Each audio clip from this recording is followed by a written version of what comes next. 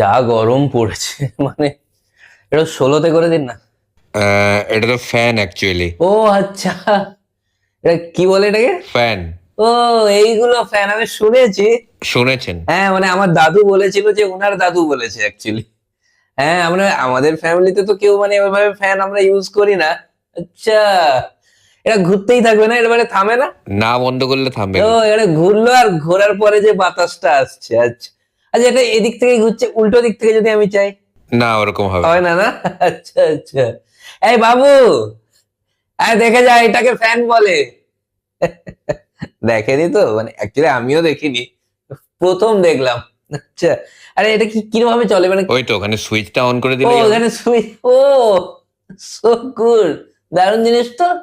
আচ্ছা, আপনার গরিবরা এগুলো ইউজ করেন? আচ্ছা আচ্ছা।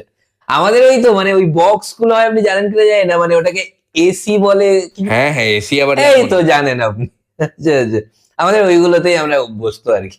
মানে এসি ছাড়া থাকতে পারি না, বাড়ির বাইরে বেরোই যখন রোদ, এসি নিয়েই বেরোই। মানে আপনাদের কি সব রুমেই হ্যাঁ এসি? মানে পুরোটাতেই, আমাদের বাড়িতে মোট 5টা রুম, তার মধ্যে 6টা রুমে এসি আছে। মানে লোকের বাড়িতে আপনারা দেখেন কি রুমে এসি থাকে, হয়তো দেখেছেন কিনা জানি না, আমাদের এসিতে আমরা রুম বসিয়েছি।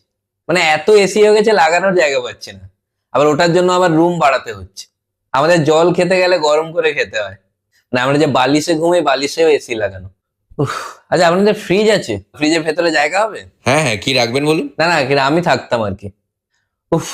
মানে ফ্যান যে স্পিডে ঘুরছে, আপনি এক কাজ করুন না, ফ্যানটা বন্ধ করে দিন, আমি এর নিচে ঘুরছি।